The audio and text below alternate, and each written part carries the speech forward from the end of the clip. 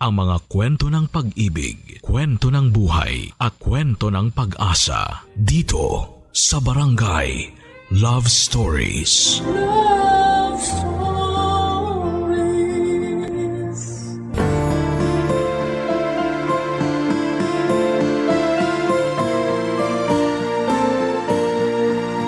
Sobrang memorable ang Pasko para sa ating lahat.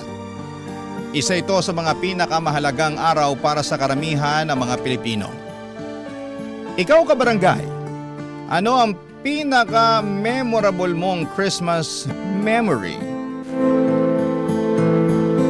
Dear Papa Dudut, magandang araw po sa inyo at sa mga patuloy na sumusuporta sa Barangay LS. Ako po si Luna at ngayon ay gusto kong ibahagi sa inyo ang kwento ng buhay ko. Bata pa po ako noong pumanaw ang totoo kong nanay. Aminado po sobra akong nalungkot sa pagkawala niya. Pero kahit na ganoon ay nagawa ko pa rin magpatuloy sa buhay dahil hindi naman nagkulang sa akin si Papa sa pagmamahal at pag-aalaga. At mas lalo pang naging masaya ang buhay ko nang mag-asawa ulit si Papa. At doon ko nakilala ang aking stepmother at stepsister ko na si Mara. Habang lumalaki ako ay masaya ang buhay namin kasama si Papa, si Mara at ang stepmother ko na tinatawag ko na rin na Mama. Tinuring nila akong parang sariling anak at kapatid. Kaya hindi ko kailanman naramdaman na nag-iisa ako. At tuwing Disyembre, isa sa mga pinaka-inaabangan kong ginagawa na kasama si Papa ay ang pagsali namin sa Christmas Lantern Making Contest sa probinsya namin tuwing Pasko. Tuwing gumagawa kami ni Papa ng parol o Christmas Lantern ay si Mama at si Mara naman ay abala sa ibang bagay. Madalas nilang sabihin na nakakapagod at nakakatamad daw ang paggawa ng parol. Pero para sa amin ni Papa, ito ang oras na mas lalo kaming nagiging close at mas nagiging masaya. Sa totoo lang ay matagal na naming pangarap na manalo sa contest. Dahil ilang taon na kaming sumali pero ni minsan ay hindi pa po kami nananalo.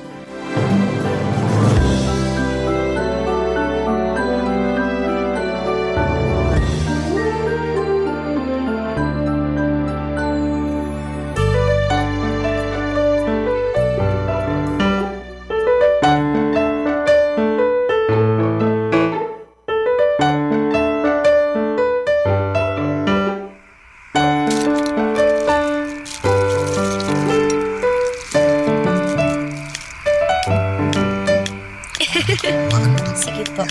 Ayan. Konting ice pa po. Luna? Ay, mahal!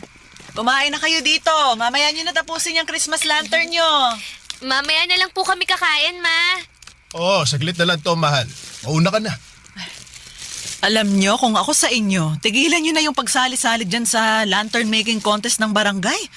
Hindi naman kayo nananalo eh. Sayang lang sa oras yan at pinapagod nyo lang ang mga sarili ninyo. Ay, nako. Si Mama talaga, napakanega. Huwag po kayong mag-alala kasi nararamdaman ko na this year is the year. Feeling ko talaga mananalo na kami ni Papa ngayon eh. Di ba, Pa? Mismo, anak. Basta, kakain na ako ha. Sumunod na lang kayo kung gusto nyo. Sige po, Ma. Andito na ako! I'm home! Oh, Mara, saan ka galing? Gabi na. Relax lang po kayo, Ma. Yung tanong ko sa'yo, hindi mo pa sinasagot. Saan ka galing? Sa bahay lang po nung kaklase ko. Kung ganon bakit ngayon ka lang? Pasensya na po kayo ha. Napasarap po kasi yung kwentuhan namin eh. Sa susunod, magpapaalam ka sa akin kung gabi ka na makakauwi. Kasi kung hindi, ilalak ko na yung gate at sisiguraduhin ko na sa labas ka na matutulog kasama yung mga lamok. Naiintindihan mo? Ma, kumalma po kayo. Hayaan nyo na po muna si Mara. 18 years old naman na siya eh. Ay, hindi. Habang dito kayo nakatira sa bahay ko, ako ang masusunod. At isa pa ilang beses nang umaalis ng bahay tong kapatid mo nang hindi nagpapaalam. Oy, Mara, makikinig ka sa mama mo. Sorry na po talaga. Hindi na po mauulit. Dapat lang. Kumain ka na ba? Tapos na po. Nakikain po ako dun sa bahay ng kaklase ko. Mabuti naman pala kung ganun. Pues kung gusto niyo pang kumain, sumunod lang kayo sa akin sa kusina. Pagod na akong kakasuyo sa inyo. Ate Luna, anong nangyari dun kay Mama? Napikon yata kasi ayaw namin tigilan ni Papa yung paggawa nitong parol eh. Ay nako, hayaan nyo na muna yung mama ninyo. Kakalma din yan maya-maya. Mara anak, tulungan mo na kaya kami ng Ate Luna mo dito. Papa naman eh. Huwag niyo na ako idamay dyan. Kaya niyo na yan. Tama si Papa, Mara. Sigurado ako na mag-i-enjoy ka sa paggawa nitong parol. Subukan mo lang. Mag-i-enjoy. Tignan niyo nga yung mamukha niyo ni Papa, ate. Pinagpapawisan na nga kayo. At mukhang hirap na kayo dyan sa ginagawa niyo eh. Oo nga, pero hindi ibig sabihin nun, hindi kami nag-enjoy. Tama. Tsaka isa pa, paano hindi kami pagpapawisan ni Papa eh? Wala naman tayong aircon dito sa sala. Tsaka isa lang yung electric fan, oh.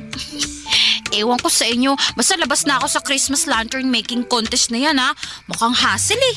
Alam mo, para kang si Mama. Pareho kayong nega. At para ka namang si Papa, ate. Pareho kayo nag-e-enjoy dyan sa ginagawa nyo kahit hindi naman kayo nananalo. Anak, ganun naman talaga ang buhay. Hindi naman kasi sa lahat ng oras, panalo ka. May mga bagay talaga na kailangan mo munang pagdaanan at paghirapan bago mo matikman yung sarap ng tagumpay. Ay, nako Papa. Wala na kayong pwedeng sabihin ni Ate Luna na makakapagpabago ng isip ko. Sasabayan ko na nga lang si Mama na kumain. Teka lang, akala ko ba kumain ka na sa bahay ng kaklase mo? Nagutom ako sa kakapilit nyo sa akin at tulungan kayo dyan.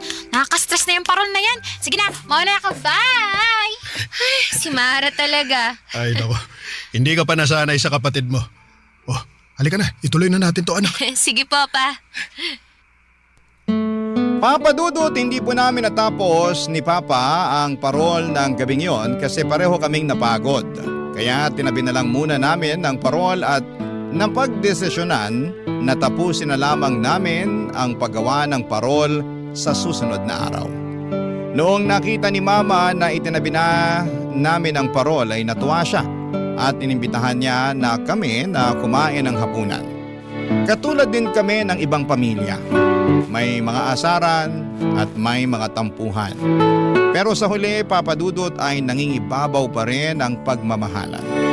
Kahit may mga pagkakataong hindi kami nagkakasundo, ay mahal na mahal ko sina Mama at Papa at si Mara. Sa totoo lang ni minsan ay hindi ko naramdaman na stepmother ko si Mama o stepsister ko si Mara. Dahil palagi kong nararamdaman ang malasakit at pagmamahal nila sa akin. Pero noong akala ko ay tuloy-tuloy na ang saya ng buhay namin ay doon pala ako nagkamali. Isang araw habang nasa bahay kami ni Mama at Mara ay may tumawag at nagsabing na aksidente raw si Papa at nabundol ng isang bus. Parang gumuho ang mundo ko sa sandaling marinig ko yon. Nanginig ang buong katawan ko at yun na yata ang pinaka nakakatakot na balitang narinig ko sa buong buhay ko. Wala kaming inaksayang oras at dali-dali kaming pumunta sa ospital. Pagdating namin doon ay nakita namin si Papa na walang malay. At sa sandaling yon, may masakit na katotohanan na pala na naghihintay sa amin nina Mama at Mara.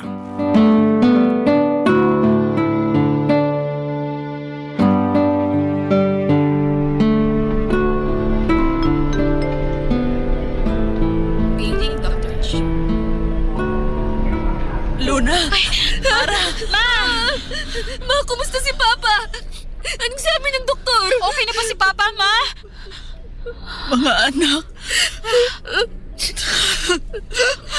Ma, bakit ka umiyak? Ma, bakit? mga anak.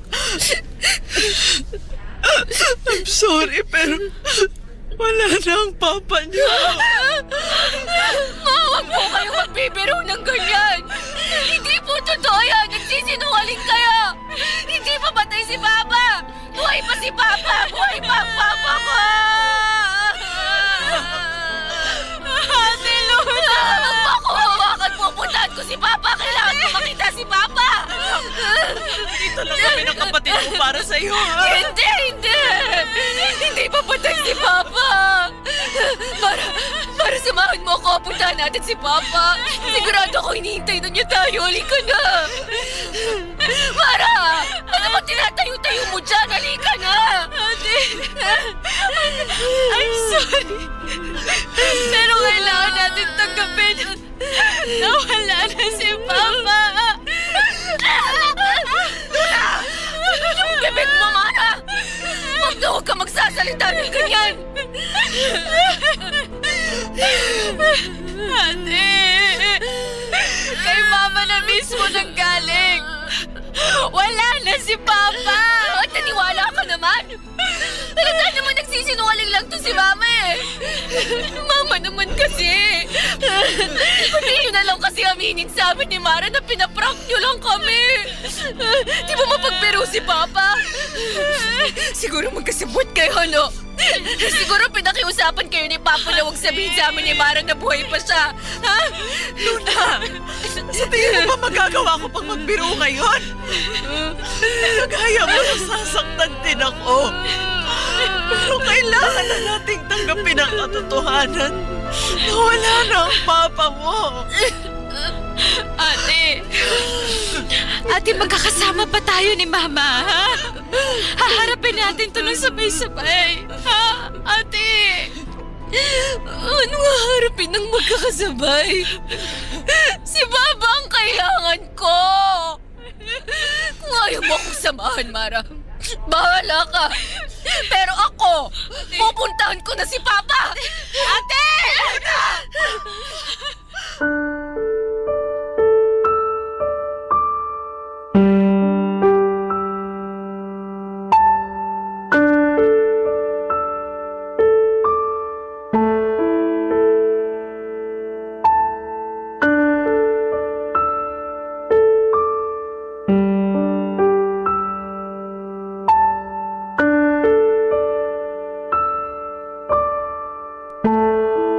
Papadudot nung doktor na mismo ang nagsabi sa aking wala na si Papa ay saka nag-sink in sa akin ang lahat. Alam kong nariyan sina Mama at Mara, pero ramdam na ramdam ko ang sobrang lungkot at pakiramdam ko ay mag-isa na lamang ako sa buhay. Dahil nawala na ang nag-iisa kong tunay na kadugo. Maaga nang nawala ang tunay kong ina, pero pati ba naman si Papa ay kinuha na rin sa akin. Lumipas sa mga linggo na halos nakakulong lamang ako sa kwarto. Bihira na akong kumain at halos hindi na rin ako nakikipag-usap sa kahit na sino. Lalo na kina Mama at Mara. Alam kong nasaktan din sila sa pagkawala ni Papa at pilit silang nagpapakatatag para sa akin. Pero nang mga panahong yon ay hindi ko yon makita. Masyado po akong nalunod sa sarili kong lungkot hanggang sa dumating sa puntong sobrang pumayat ako at unti-unti kong nakakalimutan kung paanong muling bumangon, Papa Dudut.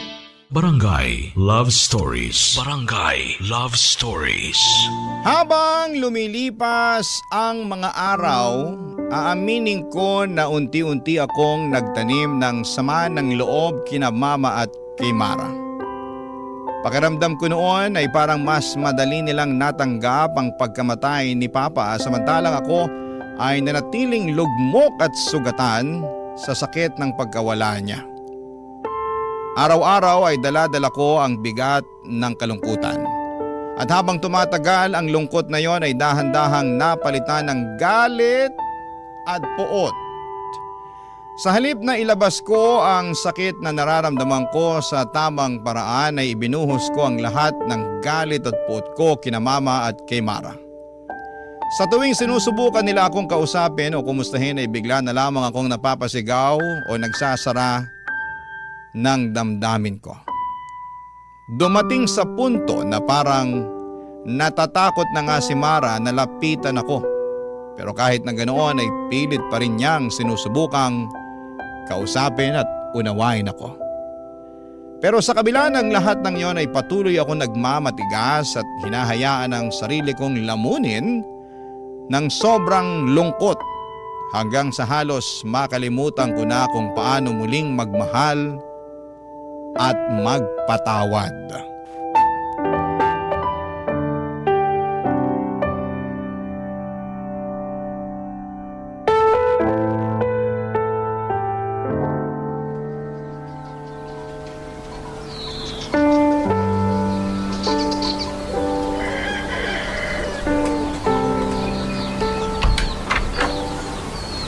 Ate Luna?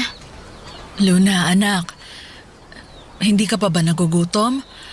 Pinagluto kita ng almusal. Kumain ka na. Anong ginagawa niyo rito? Wala pa akong gana. Pero ate, nag-aalala na kami ni Mama sa'yo eh. Tingnan mo, pumapayat ka na. Kaya sige na please, kailangan mo to. Kumain ka kahit konti lang. Ilapag niyo na lang dyan sa mesa tapos umalis na kayo. Gusto kong mapag-isa. Anak, nag-aalala na kami ng kapatid mo sa'yo. Lahat naman tayo nasasaktan sa pagkawala ng papa mo. Pero sana naman anak, huwag mo kaming sukuan ng kapatid mo. Andito pa naman kami, di ba? Paano hindi ko kayo susukuan? Mukhang nakapag-move on na nga kayo sa pagkamatay ni Papa eh. Ang galing nyo ring magpaggap eh. Ate Luna, hindi sa ganun yun. Pare-pareho lang tayo nasasaktan at nahihirapan. Alam mo Mara, kung tutuusin, napakaswerte mo. Kasi nandyan si Mama sa tabi mo na nagmamahal sa'yo. Pero paano naman ako? Wala nang nagmamahal sa akin. Anak, hindi yan totoo. Mahal na mahal ka namin ng kapatid mo. Mautang na loob, lumabas na lang kayo ni Mara. Kasi sa tuwing nakikita ko kayo, mas lalo lang akong nasusuka. Tuwing sinusubukan niyo akong suyuin, mas lalo ko lang kayong kinasusuklaman. Ate, sumusobra ka na. Mara, please lang, wag mo namang sagot-sagutin ang ate mo. Hindi, May. Kasi kung makapagsalita siya, parang kasalanan pa natin na namatay si Papa. Ate, sabihin mo nga sa akin, paano ka namin tutulungan kung yung sarili mo mismo ayaw mong tulungan? Pilit ka namin iniintindi. Kaya sana naman, intindihin mo rin kami ni Mama. Intindihin? Ako yung namatayan dito!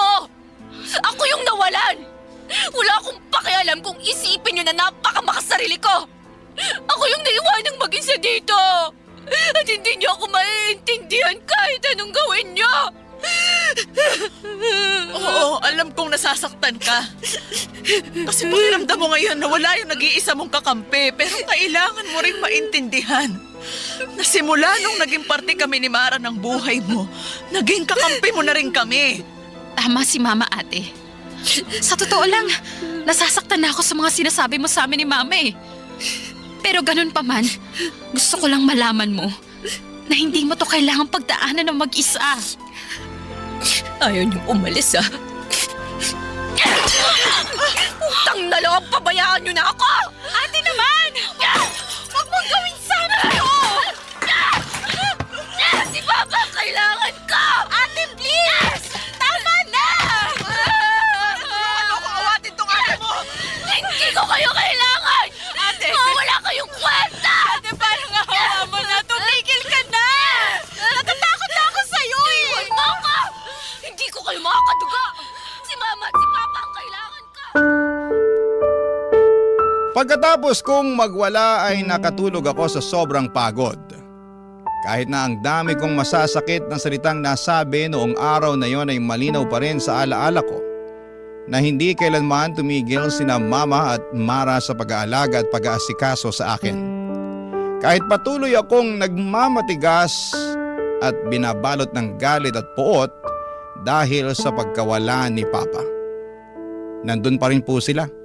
Tahimik na nagmamahal at umaasa na balang araw ay maghihilom din ang mga sugat sa puso ko. Dumating din ang panahong kinailangan ko nang bumalik sa eskwela. Pero nang mga panahong yun ay parang wala talagang pumapasok sa isipan ko. Patuloy pa rin akong nagluluksa at kahit na anong pilit kong mag-focus sa klase ay hindi ko magawa.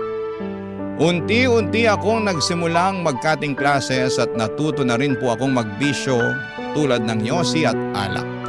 Umaasang kahit sandali ay makakalimot ako sa bigat ng mga problemang dinadala ko. Hanggang sa dumating ang araw na nalaman na ni Mama ang lahat ng mga pinaggagawa ko. At doon ko naramdaman na unti-unti nang nagkakaroon ng consequences ang mga desisyong ginawa ko habang ako ay nawawala sa sarili, Papa Dudut.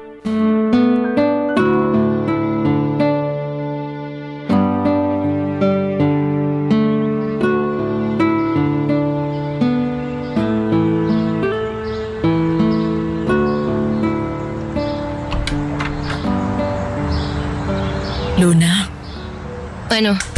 saan ka galing? Ano bang klaseng tanong yun? Siyempre sa school. Sigurado ka? Utang na loob. Alam kong nagsisinungaling ka. Magsabi ka sa akin ng totoo, Luna. Ba't naman ako magsisinungaling sa inyo? Akala mo ba hindi nakarating sa akin yung mga kalokohang pinaggagawa mo, ha? Tumawag ako sa school ninyo at ang sabi sa akin, ilang araw ka na daw hindi pumapasok. Luna naman, bakit? Alam niyo naman pala eh. So ba't niyo pa tinatanong? Hindi na ako natutuwa sa pagsagot-sagot mo sa akin, ha? Huwag kang bastos. Hindi ho ako bastos.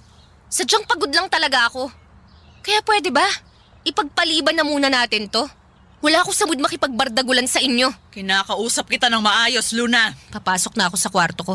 Hindi ka aalis. Dito ka lang. Mag-usap tayo ng maayos. Ang kulit-kulit nyo naman eh. Alam ko nasasaktan ka sa pagkamatay ng papa mo, pero hanggang kailan mo babalak sirain ang buhay mo, ha? Hindi sapat na rason yung pagkamatay ng papa mo para sirain mo yung kinabukasan mo. Hindi ko kailangang magpaliwanag sa inyo kasi hindi ko naman kayo totoong nanay. At hindi ko rin totoong kapatid yang si Mara. Kaya utang na loob, lubay-lubayan nyo na ako.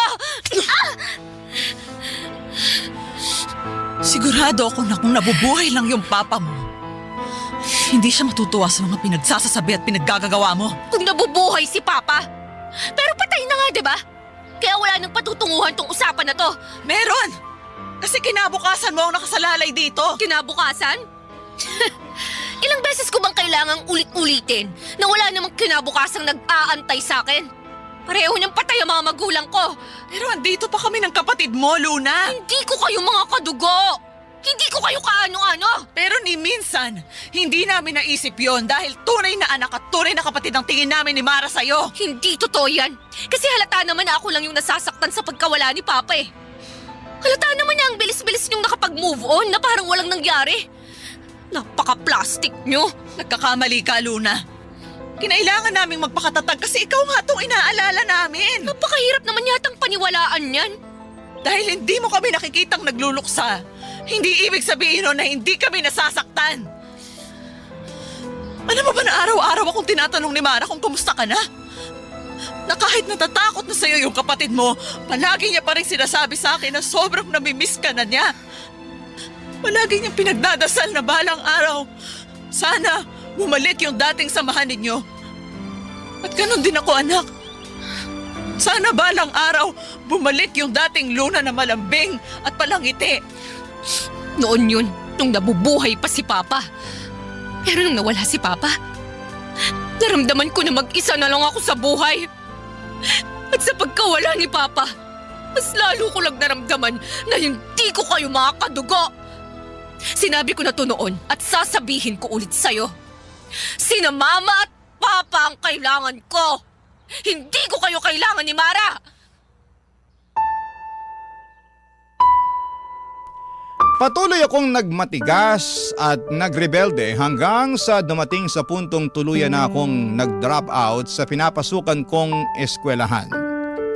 Noong una ay galit na galit si Mama sa naging desisyon ko at sobrang nag-aalala si Mara dahil kitang-kita nila kung paano ko unti-unting sinisira ang kinabukasan ko. Pero habang tumatagal ay parang napagod na rin silang pilitin ako at kalaunan ay tinanggap na lamang nila ang desisyon kong huminto muna sa pag-aaral. Sinabi pa nga sa akin ni Mama na naiintindihan niya raw ang kailangan ko munang magluksa sa pagkamatay ni Papa at bigyan ng sarili ko ng panahon para huminga. Pero dahil hindi na rin ako binigyan ng pera ni mama ay nagkulong na lamang ako sa kwarto at nagmukmok maghapon. Lumalabas lamang ako sa sala kapag sobrang gutom na gutom na. Pero kadalasan ay nasa loob lamang talaga ako ng kwarto, nakatulala sa kisame o natutulog para lamang takasan ng bigat ng nararamdaman ko. Aaminin ko sa inyo na hindi po ako proud sa bahaging ito ng buhay ko. Pero ito ang totoo. Ito ang mapait at magulong yugto ng buhay ko na kinailangan kong pagdaanan. Bago ko unti-unting maintindihan ang sarili ko at ang mga desisyong ginawa ko na pinagsisihan ko. Papa Dudut. Barangay Love Stories. Barangay Love Stories.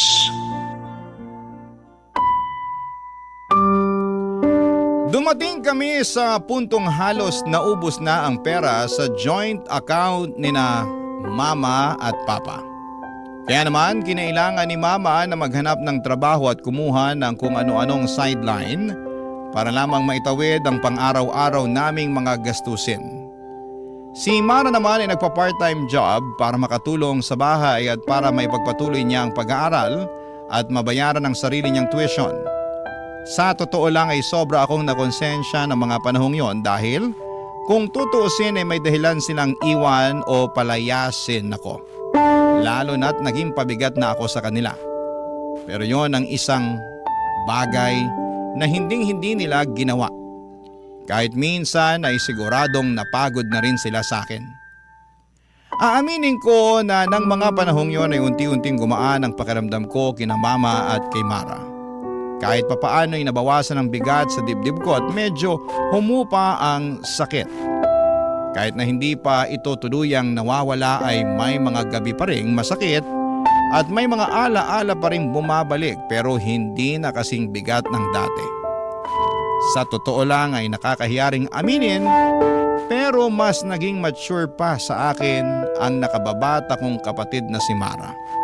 Mas maaga niyang natutunan kung paanong tumayo at magpatuloy kahit na nasasaktan.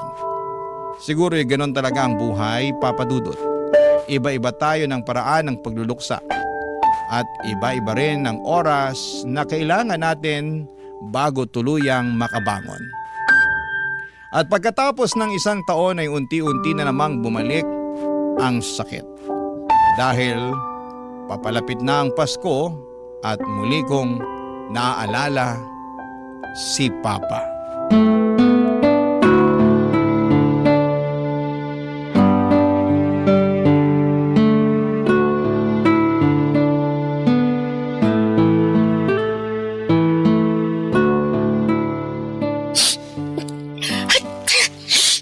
Ano ba naman itong bodega na to? Ang dumi! Ang daming alikabok! Luna anak, yung extension cord, asa na? Hinahanap ko pa! Saan niyo po ba kasi nilagay yon? Tingnan mo dyan sa cabinet. Ano ba naman to? Ay! Teka, ito yung... Ate naman, ba't ang tagal mo? Kanina ka pa namin inaantay ni Mama yung extension cord. Asa na ba... Ate? Saan mo nakita yan? Dito sa loob ng lumang cabinet. Naaalala mo ba to? Ito yung pinakahuling parol na ginawa namin ni Papa bago siya na-aksidente.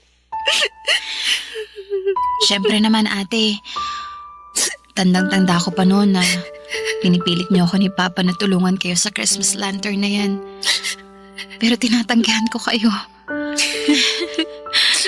Oo. Tinatanggihan mo kami ni Papa kasi ayaw mo yung napapagod ka. Sayang, no? Hindi na umabot tong parol na ginawa namin sa contest. Kasi hindi na namin natapos to ni Papa. Nakakamiss yung mga panahon na yun, no? Kung pwede lang sana nating balikan yun. Ate Luna, hindi pa naman huli ang lahat eh. Anong ibig mong sabihin? Ibig ko sabihin, pwede pa naman tayo gumawa ng mga bagong alaala. Ikaw, ako, si Mama. Alam ko naman yun eh. Gusto mo ituloy natin yung Christmas lantern yun ni Papa? Ewan ko. Siguro ibabalik ko na lang dito sa cabinet. Wala na rin naman tong silbi. Tsaka nasasaktan lang ako tuwing naaalala ko si Papa. Alam niyo kayong dalawa, kanina ko pa inaantay yung extension cord, ha? Asa na ba? Sorry Ma, nakita kasi ni ate yung Christmas lantern nila ni Papa. Naaalala ko pa yan, ha? Tandang-tanda ko pa nung pinagalitan ko kayo kasi ni minsan hindi naman kayo nanalo sa pa-Christmas lantern making contest ng barangay. Nakakamiss yung papa niyo, no? Sobra. Labas na po tayo. Nahanap ko na rin naman yung extension cord Ay, eh. sandali lang ate. May naisip ako. Ha? Anong naisip mo? Di ba may pa-Christmas lantern contest ulit yung barangay ngayon? Oo. Eh ano naman ngayon? Ay, Mara, anak. Alam ko na kung anong iniisip mo. Magandang ideya yan. Di ba, Ma? Sandali lang. Mara, hindi ko kayo maintindihan. Ano ba kasing sinasabi nyo? Kayong dalawa lang tong nagkakaintindihan eh. Tutulungan ka namin ng kapatid mo na tapusin yung Christmas lantern ninyo ng papa mo. At isasali natin dun sa parol contest this year. Malay mo naman. Baka manalo na, di ba? Nang gabing yon ay ramdam ko na tuluyan nang nawala ang puot at galit sa puso ko. At para bang nararamdaman ko mismo ang presensya ng Diyos sa buwan ng Kapaskuhan. At doon na rin kami tuluyang nagkapatawaran ni na Mama at Mara. Mas lalo pang bumalik ang saya at init ng aming samahan ng muli naming pagtulungan ang paggawa ng Christmas lantern na sinimulan namin ni Papa. Sa totoo lang ay wala na akong pakialam noon kung mananalo o matalo ang parol sa contest. Ang mahalaga lang sa akin ay matapos ito at makita na nakakarami ang aming ginawa. Pero sobrang bait ni Lord dahil sa unang pagkakataon ay nanalo ang parol na pinagtulungan namin ni Mara at Mama. At habang naglalakad kami sa sidewalk ay nagkaroon kami ng pagkakataon na mag-usap ng tapat. Magpatawaran at maramdamang muli ang pagmamahal at pag-unawa namin para sa isa't isa.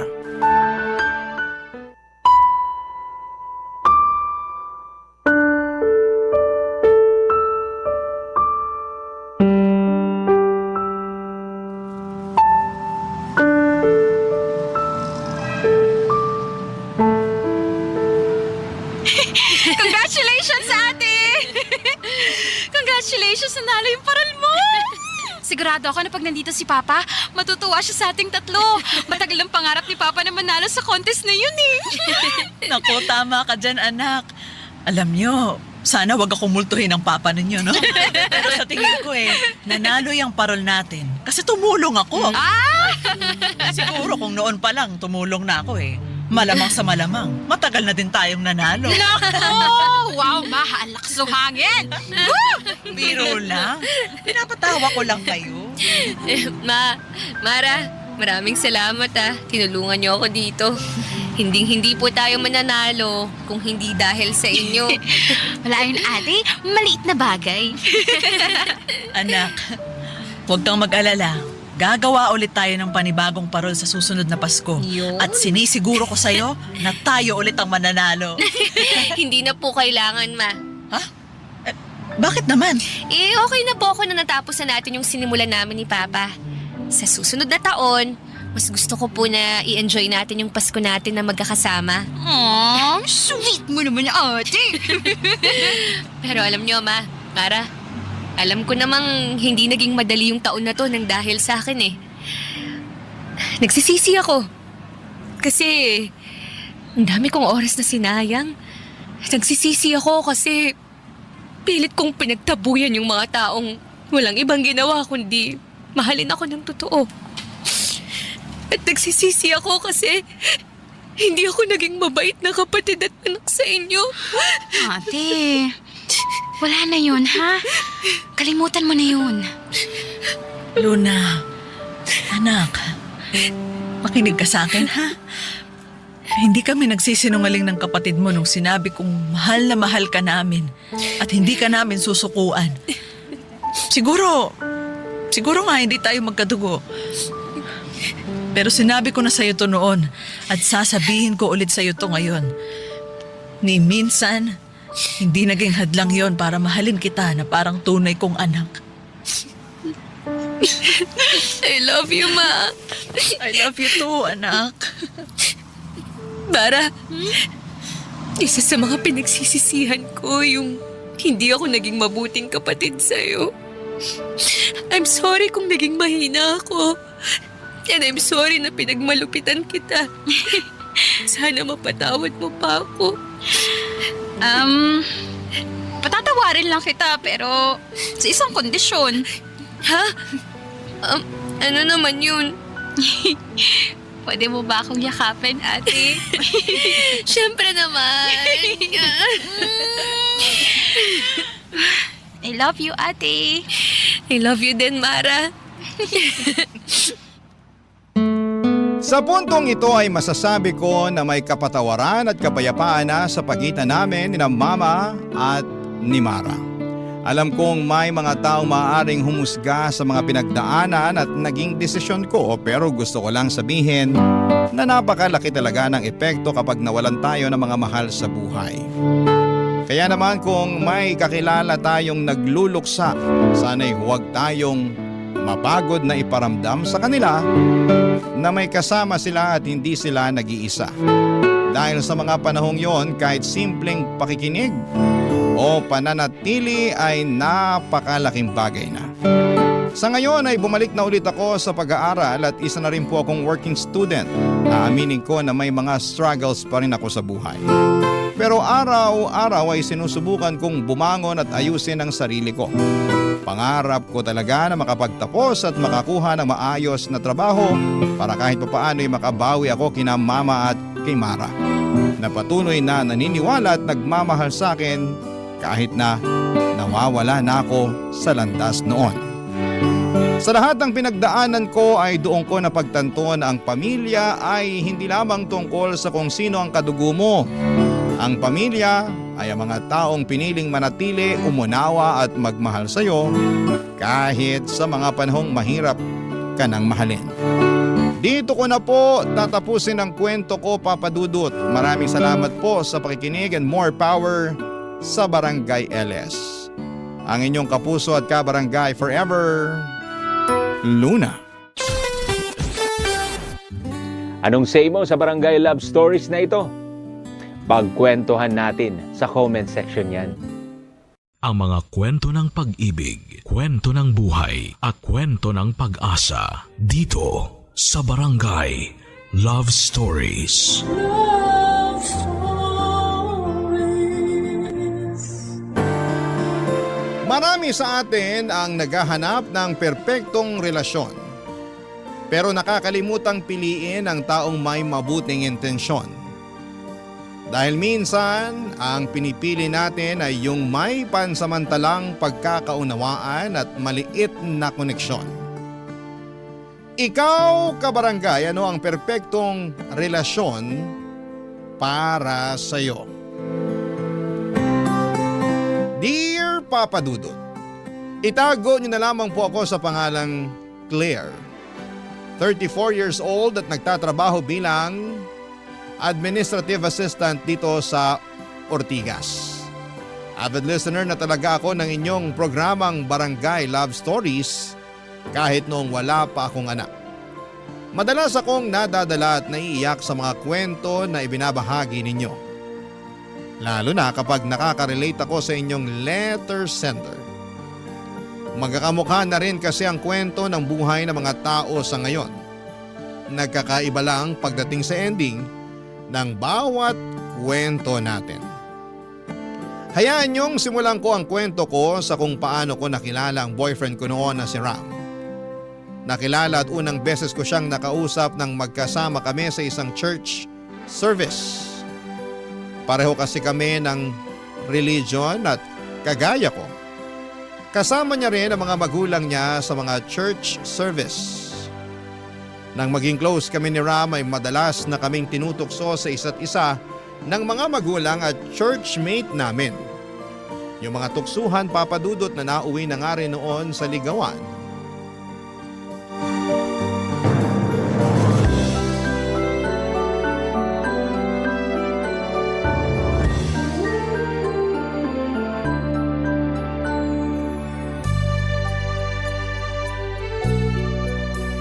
Nabusog ka ba sa mga nilutong pagkain ni Mommy para sa dinner kanina?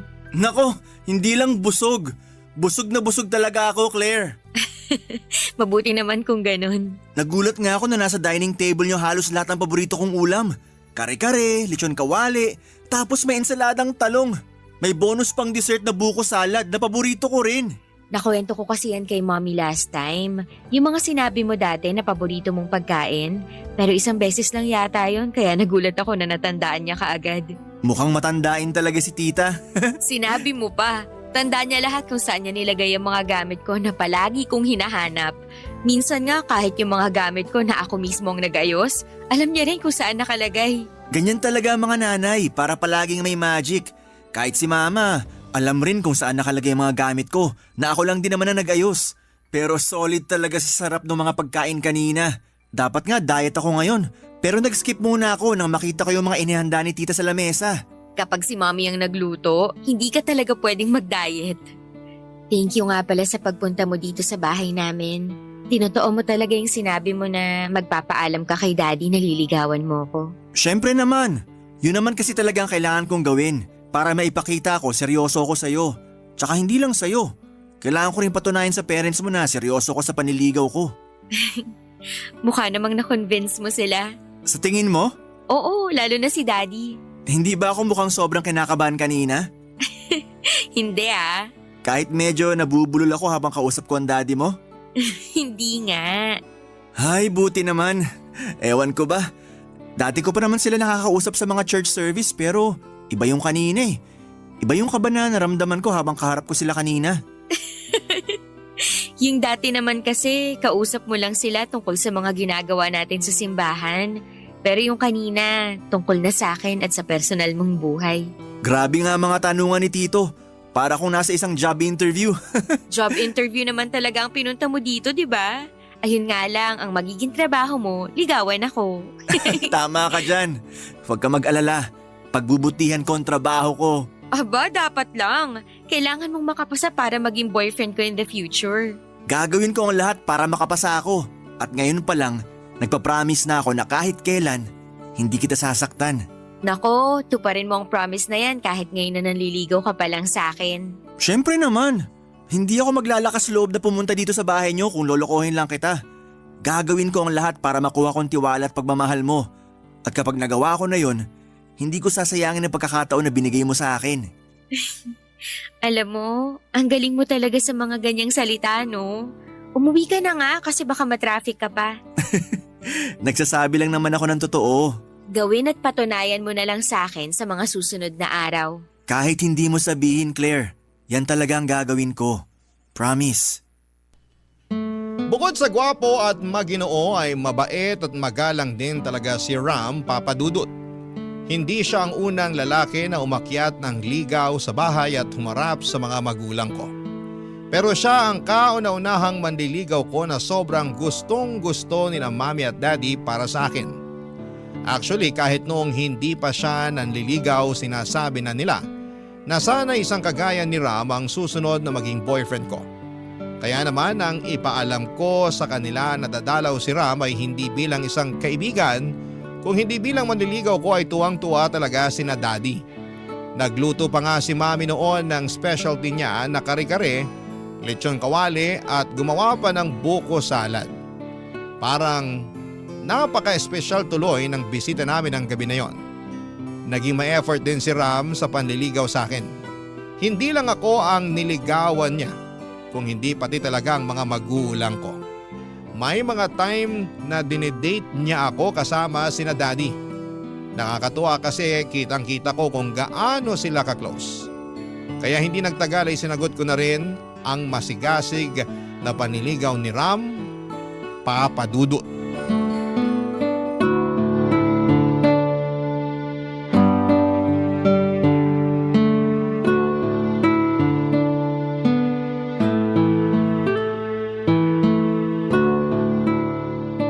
Nandito ka lang pala sa garden, B. Kanina pa kita hinahanap sa loob ng bahay ni Lola. Napagod kasi ako makipagkwentuhan sa mga pinsan at tita mo sa loob.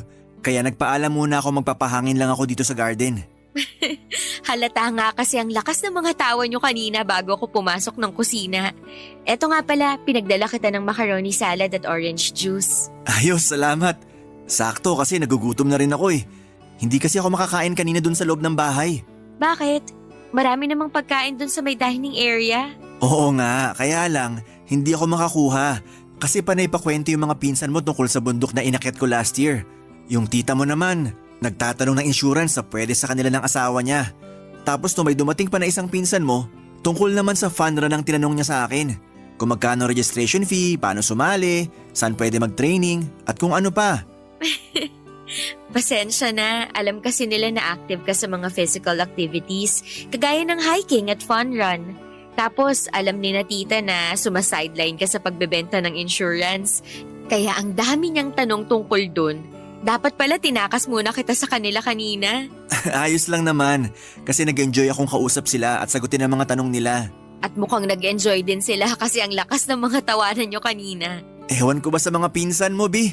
Ang bilis tumawa sa mga simpleng joke ko lang. Ganun talaga ang mga yun. Mababaw ang kaligayahan kaya mabilis mapatawa. Kahit naman ikaw, mabilis ko napapakilig at napapatawa. Kaya naisip ko talaga kanina na magkakamag-anak nga talaga kayo. Grabe ka naman sa amin, pero totoo yan. Tapos ang lalakas pa naming tumawa, di ba? Ganun na nga, Bi. Yun din ang napansin ko sa kanila. Pero thank you, Biha. Para saan? Sa pagpunta ko dito sa family gathering nyo? Wala yun. Kasi nag-promise din naman ako sa'yo na hindi ako mawawala dito. Hindi lang para doon. Para rin sa effort mo na kausapin at makabonding ang ilang kamag-anak ko dito. Siyempre naman kailangan kong gawin yun. Kasi pinakilala mo ako sa kanilang lahat bilang boyfriend mo. Hindi ko lang in-expect na sobrang mag-e-enjoy sila na kausap ka. Gusto ko rin kasi na magkaroon ako ng good impression sa kanila. Para makita nila na good din ang intention ko sa'yo. Na seryoso ko sa relasyon nating dalawa. At sa tingin ko, nagawa mo ang bagay na yun. Sana nga, Bi. Alam mo ba, sabi pa ng isang pinsan mo, hindi raw ako pwedeng umuwi ng maaga mamaya. Ha? Bakit daw? Magiinuman yata sila kasama ng ibang mga pinsan mo. At kailangan daw nakasama nila ako. Nako, hindi ka pwedeng malasing kasi magdadrive ka pa pauwi. Sabi ni Lola kapag naparami daw ang inom ko, dito na lang daw ako magpalipas ng gabi. Talaga? Sinabi niya yon? Oo. Alam mo ba napihikan yun pagdating sa mga bisita na pinapayagan niyang matulog dito sa bahay niya? Tapos ikaw, sinabihan ka pa talaga niya na dito ka magpalipas ng gabi. Nagulat nga rin ako nang marinig ko yun kanina mula sa kanya. Grabe, very good ka talaga, B. Mukhang kuhang-kuha mong boto ng mga kamag-anak ko.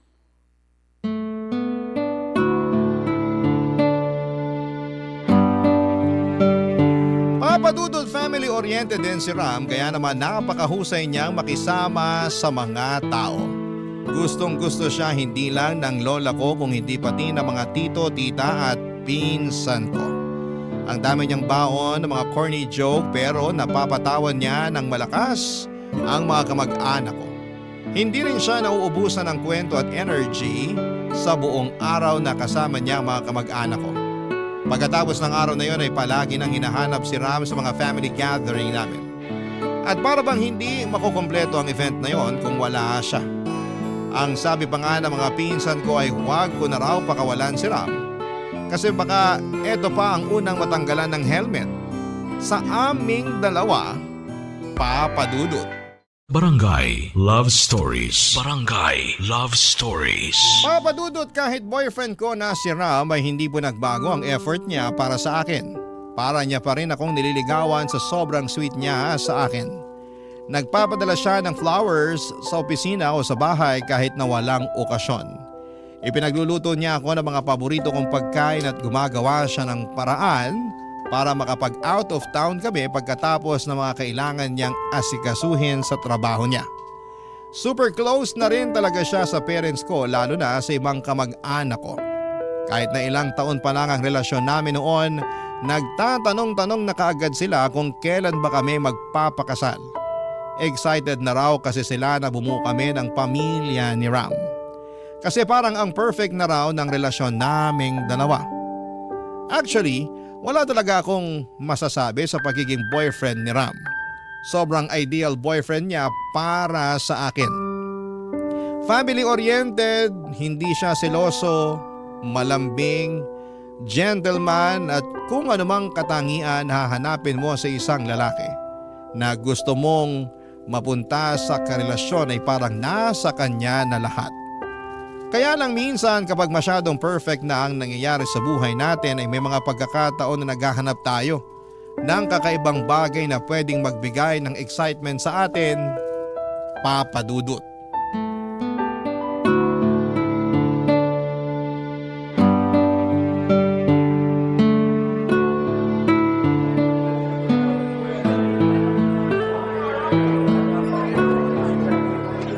Miss, eto na pala yung iced latte mo na sinamahan ko na rin ng chocolate cake. Uy, salamat. Okay lang ba kung makishare na lang din ako sa'yo ng table? Oo, ayos lang kasi wala naman akong kasama. Salamat. Upo na ako dito ha. Pasensya ka na talaga kanina. Busy kasi ako na makipag-chat sa client ko habang naglalakad kaya hindi ko napansin na magkakasalubong tayo. Natapon tuloy yung iced latte mo nung nasagi kita. Ayos lang kasi pinalitan mo naman yung kape ko. May kasama pang ang pastry, oh. Nakakahiya yung pagiging clumsy ko kanina. Ay, I'm sorry. I'm Martin nga pala. Clear naman ang pangalan ko. Nice to meet you, Claire. Madalas ka ba dito sa coffee shop na to? Oo kasi favorite ko talaga tong iced latte nila. Talaga? Sa totoo lang, hindi ko pa nasusubukan yan. Ano pang in-order mo? Iced dark mocha. Naku, matapang yan. Yan din yung sabi ng barista sa akin kanina kaya isa raw to sa mga bestseller nila. Isang beses ko palang yatang in-order ang kape na yan tapos hindi ko na inulit. Ganon? Bakit naman? Grabe kasi yung palo nung kape pagkatapos kong mainom yan. Gising talaga ako hanggang kinabukasan. Parang medyo nakakakaba pala to. Malalaman mo mamaya kapag naubos mo na yan at pag uwi mo sa bahay nyo. Maaga pa naman pasok ko bukas sa trabaho kaya kailangan ko rin maaga makatulog mamaya. Naku, good luck talaga sa'yo. Madalas ba mag-isa ka lang kapag nagkakape ka dito sa coffee shop na to? Madalas oo, pero minsan kasama ko yung boyfriend ko. Bakit hindi mo siya kasama ngayon? May out of town conference kasi sila sa trabaho. 2 linggo siya dun sa Cebu. Ibig sabihin, 2 linggo rin kayo hindi magkikita. Oo, kasi nandito ako sa Manila. Buti, ayos lang yun sa'yo. Wala naman akong choice kasi trabaho niya yun. Sa bagay, para rin naman yun sa future niyong dalawa. Yan din ang palaging sinasabi ng boyfriend ko. Kaya kahit namimiss ko siya, tinitiis ko na lang kasi wala rin naman talaga akong choice. At ayoko na maging demanding na girlfriend. Ang swerte naman ng boyfriend mo sa'yo. Bakit mo naman nasabi yan? Kasi kung ibang babae yung girlfriend niya, baka palagi na siyang inaway. Hirap niyo pa namang suyuing mga babae. Hindi naman magkakapareho ang mga babae, no? Well, may point ka dyan. Mukhang demanding ang girlfriend mo, ah. Naku, hindi ah. Ayun naman pala, ang ibig sabihin, wala ka ring problema sa kanya. Wala talaga. Kasi wala naman akong girlfriend. We, hindi nga. Oo nga, wala. Masyado akong workaholic eh. Tsaka na ako mag-girlfriend. Pag meron nang dumating na kayang tanggapin na priority ko sa ngayon yung career ko. Parang boyfriend mo.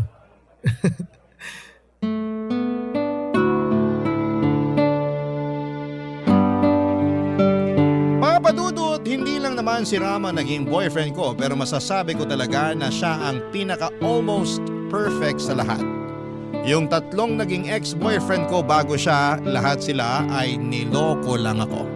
Tapos may mga ugali pa sila na hindi ko gusto pero pinilit kong tanggapin kasi minahal ko sila. Pero si Ramay wala yata akong masasabi na hindi maganda tungkol sa kanya.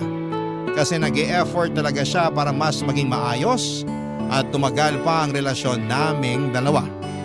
Kapag umaalis siya para sa out-of-town conference at ilang araw kaming hindi magkikita, palagi siyang may pasalubong sa akin o inihahandang sorpresa. Bumawi siya sa mga bagay na alam niyang naging pagkukulang niya. Masaya naman talaga ang relasyon namin at wala na akong masasabi noon kung hindi sana'y si Ram na talaga ang makasama ko sa panghabang buhay. Pero may pagkakataon talaga, Papa Dudut, na bigla-bigla ay parang magbabago ang ikot ng mundo mo. Kasama na doon ang takbo ng utak mo, Papa Dudut.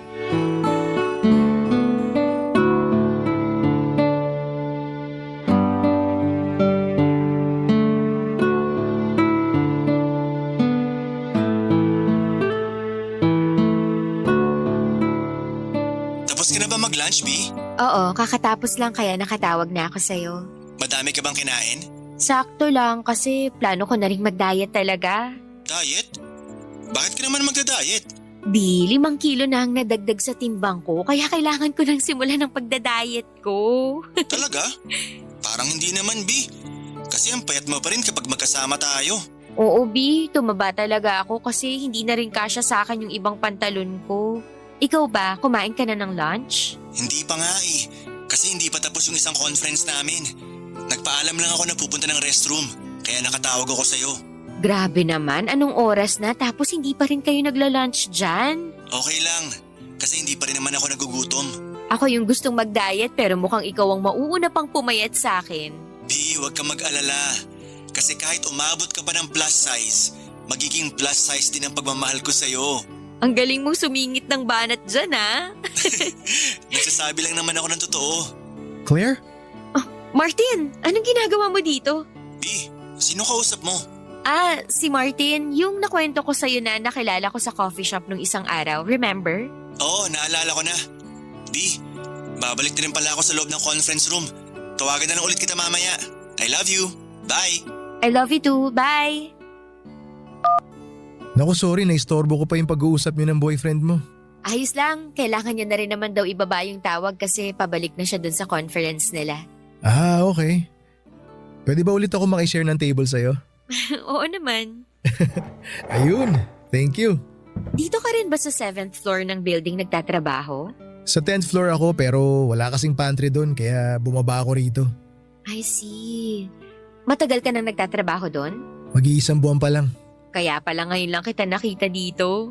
Ngayon lang din ako nag-lunch dito sa pantry. Madalas kasi sa fast food kami kumakain ng mga katrabaho ko. Kaya lang, tinamad ako lumabas ngayon kaya dito na ako dumiretso. Ikaw ba? Madalas ako dito sa pantry kasi dito lang sa 7th floor ang office namin. Sakto nga kasi paglabas ko dito, madadaanan ko kaagad yung door ng office kaya diretso trabaho kaagad ako. Kapag nagutom naman ako, ilang hakbang lang pantry na kaagad. Kaya ang hirap mag-diet kasi ang lapit ng mga pagkain sa amin. 3 pa naman yung vending machine dito kaya ang dami laging pagpipilian ng pagkain at inumin. Bakit ka tumatawa? Ang ibig ko kasing sabihin sa tanong ko, kung matagal ka na bang nagtatrabaho dito sa building na to? Sorry, mali pala yung pagkakagets ko. Pero oo, 4 years na rin ako sa office namin. Nice. Tagal na rin pala. Ayoko rin kasi ng palipat-lipat ng kumpanya, saka tamad din kasi ako mag-apply at mag-asikaso ng mga requirement. Sa bagay, nakakatamad nga yan. Pero kapag mas malaki ang job offer sa ibang company, hindi ko kinatatamaran yung paglipat. Kaya marami-rami na rin ako napasukan. Kung kasing sipag mo lang ako mag-asikaso ng mga bagay-bagay, matagal na rin akong umalis sa trabaho namin. Bakit ayaw mo na sa trabaho nyo? Ang toxic lang kasi ng mga office mate ko, tapos ang liit pa ng yearly appraisal namin. Kapag ganyan na hindi na healthy yung working environment mo, dapat talaga lumipat ka na. Marami pa naman na mas magandang opportunity sa labas ng opisina nyo. Ayun din ang sinasabi ng mga dati kong katrabaho na nakalipat na sa ibang company. Kaya nga subukan mo rin na mag-apply sa iba. Wala namang mawawala eh. Tsaka sigurado ako na mas tataas pa ang sahod mo kapag ginawa mo yun. Sige, pag-iisipan kong mabuti yan. Papa Dudut, kagaya ng nabanggit ko kanina, hindi talaga siloso ang boyfriend kong si Ram.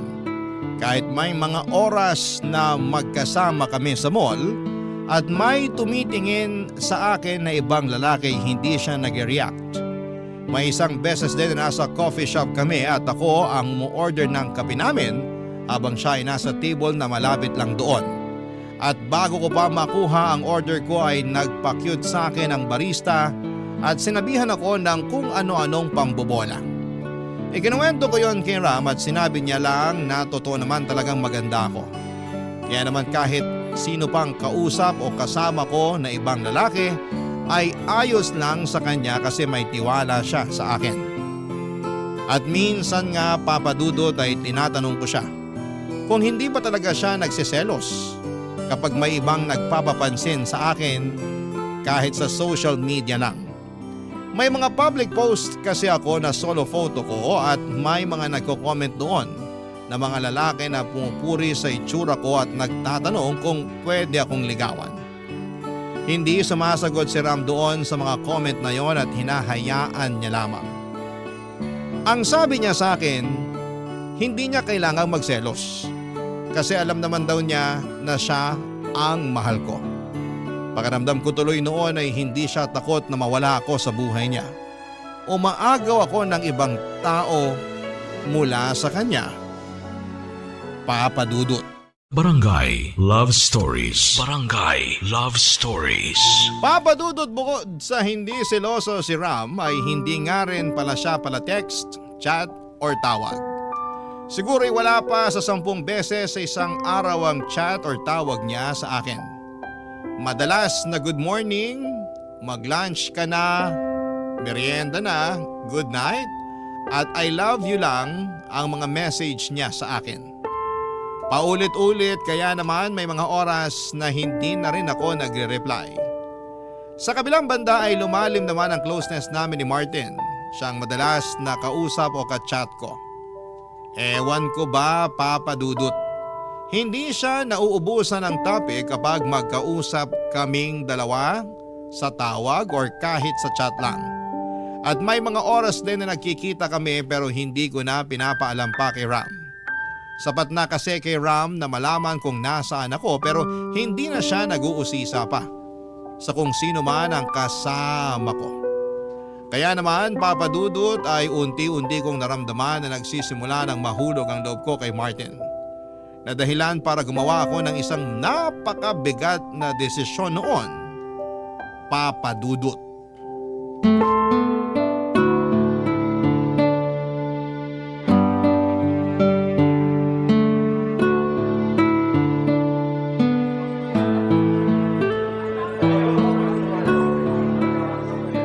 Ang sarap talaga ng iced latte nila dito, no? Oo, kaya favorite ko talaga yan eh. Ito rin ang favorite ko. Tsaka yung iced caramel macchiato nila. Kasi hindi masyadong matapang at mapait. Oo, alam mo naman na gusto ko yung may tamis pa rin kahit paano. Ganyan din naman ang gusto ko sa kape. Ay, B, may out of town conference pala kami sa Bacolod sa susunod na linggo. Gusto mo bang sumama sa akin papunta doon? Ano namang gagawin ko sa Bacolod? Magbabakasyon? Nako, hindi na kasi ayoko rin magbakasyon mag-isa doon. Nandun ako, di ba? Kaya bakit ka mag-iisa? Nandun ka para magtrabaho tapos papupuntahin mo ko doon para magbakasyon? Ibig sabihin, hindi mo ko masasamahan sa lahat ng oras. Pwede naman kitang samahan pagkatapos ng conference namin. Hindi na ako sasama sa mga katrabaho ko na kumain sa labas. At dediretso na lang ako kung saan ka naka-check-in. Maiinip lang ako doon habang naghihintay sa'yo, B. Pwede kang mamasyal muna sa ibang lugar sa Bacolod habang wala pa ako para hindi ka mainip. Hahayaan mo kung mamasyal nang hindi ka kasama? Bakit naman hindi? Hindi ka ba natatakot na baka may ibang pumorma sa akin doon kapag hindi kita kasama? B, alam ko naman na kahit sino pang umaali-aligid sa'yo na lalaki, hindi mo sila papansinin. E paano kung mangulit sila sa akin? Ganun pa rin. Walang dahilan para kulitin ka nila kung hindi mo sila bibigyan ng motibo. Kilala kita, B. Suplada ka. At hindi ka basta-basta nag-i-entertain na kung sinong lalaki noon pa man. Ngayon pa ba na boyfriend mo na ako? Para saan yung buntong hininga na yun? Wala lang. Wala lang pero ang lalim ng pinaghugutan mo. Sige, ganito na lang. Magpa-file ako ng vacation leave after ng conference namin next week. Tapos mag-out of town vacation tayong dalawa. Wag na lang. Sagot ko na to kaya hindi mo na kailangan mag-isip tungkol sa gastos. Para naman makabawi ako sa'yo. Saan mo ba gusto magbakasyon? Wala akong trip na lugar. Alam ko na. Di ba sinabi mo dati na gusto mo pumunta ng dagat? Gusto mo bang mag-Boracay na lang tayo? Ayoko. Palawan na lang? Wag na. Gusto mo yung mas malapit? Sa Mindoro o kaya White Beach na lang sa Batangas. Wait nga, magche-check lang ako sa cellphone kung saan tayo pwedeng... Ram, sinabi ko nang wag na, di ba? Ayoko nga, hindi ko trip. Mahirap bang intindihin yung mga sinabi ko? Hindi mo naman kailangan magtaas ng boses, B. Ang kulit mo kasi. Paulit-ulit pa yung mga sinasabi mo. Gusto ko lang naman bumawi sa'yo. Gusto mong bumawi sa akin? Sige. Mag-cool off muna tayo. Teka, B. Anong ibig mong sabihin? Gusto ko ng time and space mula sa'yo. Pero bakit? Basta, gusto ko lang muna ng oras para sa sarili ko. B, kung ano man ang problema mo sa relasyon natin, pwede naman nating pag-usapan ngayon. Hindi mo kailangan na makipag-cool off sa akin. Pero ito nga ang gusto ko, Ram. Gusto ko munang lumayo mula sa'yo kaya pagbigyan mo na ako. Please, ibigay mo muna sa akin ng oras para sa sarili ko. Mag-cool off muna tayo.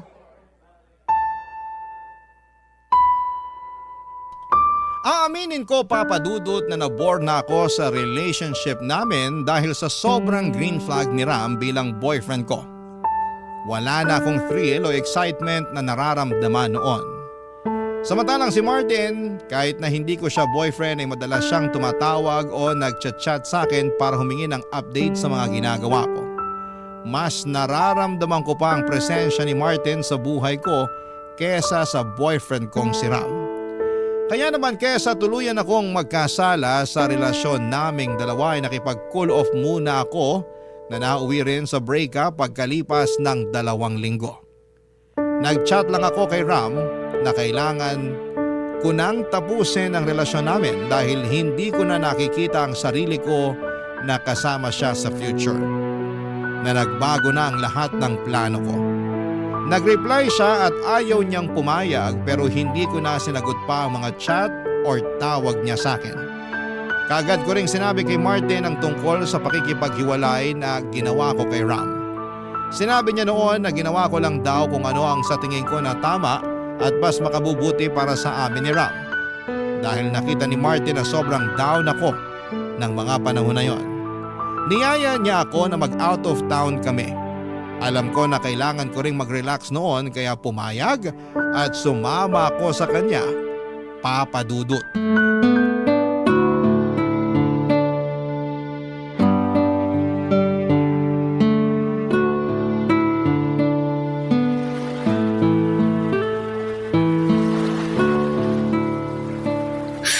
Ang sarap talaga sa pakiramdam dito sa may tabi ng dagat.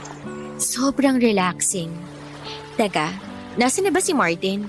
Ang sabi niya, bibili lang siya ng buko juice namin. Ang tagal naman niyang bumalik. Ay, tumatawag na naman si Ram. Pang-10 tawag niya na yata to ngayong gabi. Sagutin ko na nga. Hello, Ram? Finally, sinagot mo na rin, Claire. Ano ba kasi yun? Bakit tawag ka ng tawag? Gusto lang kitang makausap. Tungkol saan? Tungkol sa ating dalawa. Ram, sinabi ko na sa'yo na wala na tayong relasyon. Tapos na tayo, kaya wala na tayong dapat na pag-usapan. Saan ba ako nagkulang? Anong maling ginawa ko? Wala ka naging pagkukulang o pagkakamali. Then why? Bakit kailangan mong tapusin ang relasyon nating dalawa? Sorry, Ram, pero hindi ko na nakikita yung sarili ko na ikaw ang kasama ko sa future. Paano na yung mga plano natin? Mag-out of the country pa tayo, di ba? Bibili pa tayo ng sasakyan natin. Mag-iipon tayo para sa ipapatayo nating bahay. Marami pa tayong lugar na pupuntahan. Marami pa tayong plano, Claire. Basta mo na lang ba itatapon lahat yun? Sorry. Hindi rin naman madali sa akin to. Maniwala ka, Ram. Kung hindi madali sa'yo, bakit hindi natin subukan na ayusin? Kesa tapusin mo ang lahat sa ating dalawa. Kasi alam ko na mas magkakasakitan lang tayong dalawa. Mas masasaktan lang kita. Ayoko nang mas mahirapan ka kapag pinagpatuloy natin ang relasyon natin. Claire, ang sakit. Ang sakit-sakit. Kasama ka na sa lahat ng mga plano ko sa buhay. Sa'yo na umikot yung mundo ko. Hindi ko alam kung paano ko magsisimula ulit nang wala ka sa buhay ko. Kaya mo yan, Ram. Kakayanin mo para sa sarili mo. Ang hindi ko lang maintindihan kung anong dahilan mo para bitawan mo ang lahat sa ating dalawa. Ginawa ko naman ang lahat para sa'yo eh. Nirespeto kita. Minahal kita. Ano pa bang kulang sa mga ginawa ko para sa'yo? Wala na, Ram. At sobrang nagpapasalamat ako sa lahat ng ginawa mo para sa akin. Sa pagmamahal mo. Pero hanggang dito na lang kasi talaga eh. Hanggang dito na lang tayo. Mahal kita, Claire. Mahal na mahal kita. Sorry, Ram. Sorry. Bye. Claire? Ayos ka lang? Lagay ko muna tong buko juice mo dito sa tabi mo ha.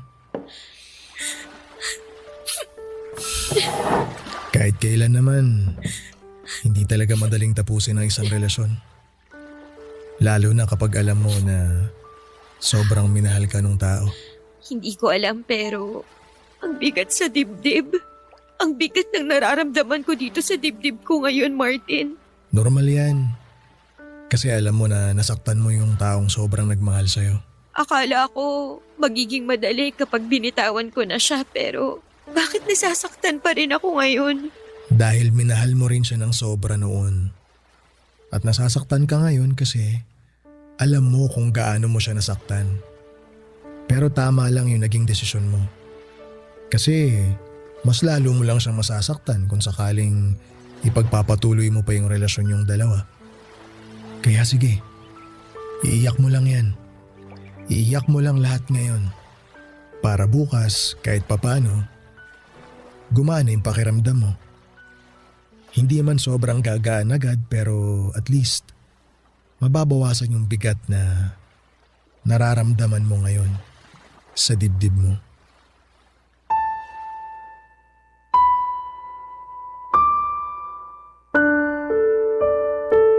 Papa Dudut, hindi rin naman madali sa akin ang pakikipaghiwalay kay Ram. Hindi madali na tapusin ang mahigit na 2 taon na relasyon namin. May kirot din yon sa dibdib ko at malaking panghihinayang. Sobrang nag-guilty rin ako kasi alam ko na wala namang ibang ginawa si Ram kung hindi ang mahalin ako.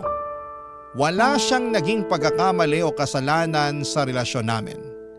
Never niya akong sinaktan physically and emotionally. Never siyang nag-cheat o gumawa ng kahit na anong kasalanan sa relasyon namin. At kabaligtaran noon ay mali ang sinukli ko sa kanya. Pero alam ko kasi na mas lalo ko lang siyang masasaktan kapag pinagpatuloy namin ang relasyon naming dalawa. Kaya habang maaga pa ay tuluyan ko nang tinapos ang lahat. Nang makabalik ako ng Maynila mula sa out of town namin ni Martin, isang malungkot na balita ang sumalubong sa akin. Wala na raw si Ram dahil pagkatapos ng gabing magkausap kami ay hindi na raw siya nagising. Cardiac arrest ang naging cause ng kamatayan niya. Sobrang nag-guilty talaga ako noon dahil pakiramdam ko ako ang naging dahilan ng pagkamatay niya.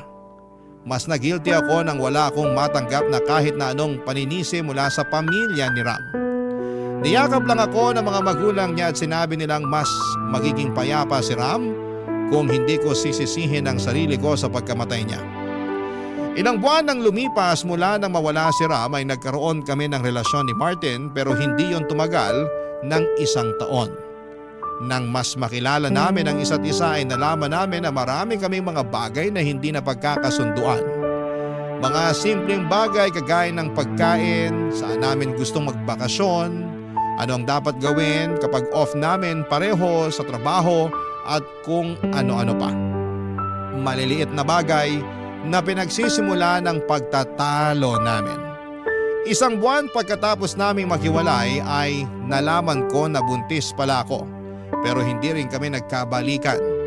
Nagkasundo kami ni Martin na susuportahan niya ang anak namin pero wala nang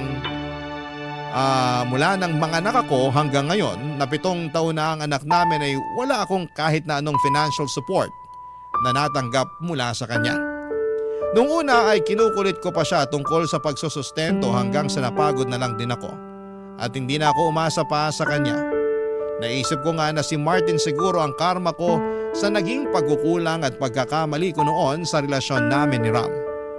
Pero may guilt and regret man akong nararamdaman dahil sa mga nagawa ko noon. Never kong pinagsisihan ang naging bunga ng relasyon namin ni Martin. Dahil lumalaki na malambing at mapagmahal na bata ang anak ko na nagbibigay ng dahilan sa akin para lumaban sa buhay sa pang-araw-araw. Maraming salamat po Papa Dudut kung sakali man na mapili at mabasa ninyo ang sulat ko. Umaasa ako na kahit papaano ay nakapag-iwan po ito ng aral sa ating mga kabarangay na nakikinig sa kwentong ito. Ang inyong forever kapuso at kabarangay, Claire. Ano ang masasabi mo sa ating Barangay Love Stories today? Aabangan namin yan sa aming comment section.